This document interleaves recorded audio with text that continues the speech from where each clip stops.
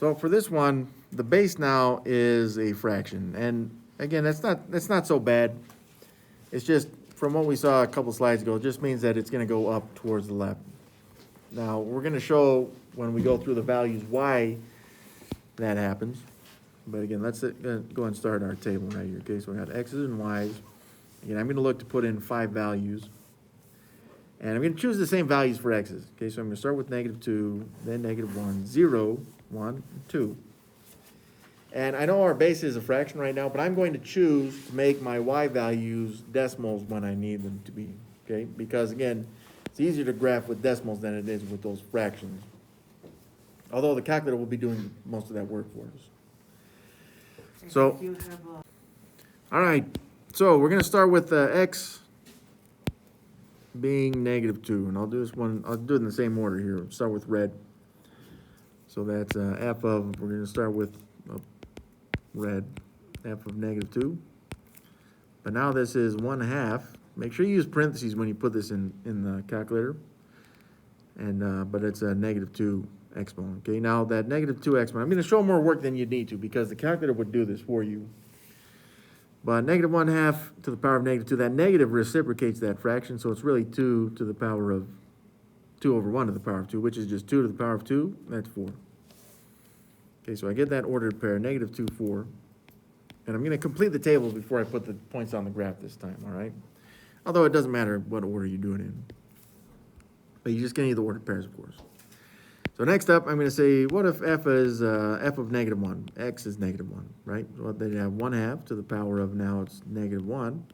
And the negative for that exponent just reciprocates the fraction, so it's 2 over 1 to the power of 1. That's just 2. Okay, so I'm gonna put a 2 right there. You got -1, 2 is that ordered pair.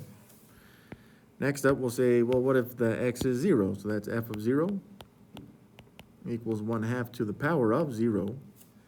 Anything to the power of 0 is 1, so we get the ordered pair, 0, 1.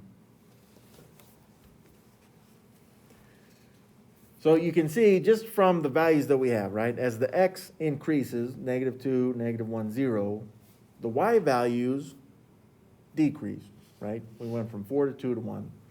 So we're looking at an inverse relationship, which we've talked about a little bit before. I'm just bringing that up because we may see something like that on the final, right? Let's look at f of 1, though. So that's 1/2 to the power of 1. Anything to the power of 1 is itself. So we just get 1/2 out of that, which is, as a decimal, 0.5. And again, I'm only using the decimal because it's going to be easier for us to graph that way. And then finally, we got f of 2. X is 2, so that's 1/2 to the power of 2. 1/2 times 1/2 is 1/4. But again, the decimal there would be 0.25. Now you could say 0.3, just round that. It's a very common decimal though, so I'm going to keep it as 0.25, even though I can't put hundredths probably on this graph. All right, so let's get these points on the graph. So I got -2, 4, which would be about right there. I got -1, 2, which is here. And then 0, 1, that's my y-intercept. And then 0.5, again, that's just halfway up there. That's not too bad. But the 0.25, that's the one that's pretty rough, you know, in this area. So again, we see the curvature of this line, and it's going upwards. Now, I know I didn't put these points, or actually figure out these values. But if you did -3, you'd get 8, and then -4 would be 16 right there. Okay, it just gives me something to work off of when putting my line down. So let's see, what do we get? Again, I start from the y-intercept. When I'm doing this by hand, it just kind of, I don't know, gets pretty close to that x-axis. I know it's touching, but it's not supposed to. But I'm doing it by hand, so here we go. What about this next one? I put those extra points on there. Let's see if it helps. Yeesh. Well, I feel like I do it better on paper, but I don't know that it's much better. There's our graph.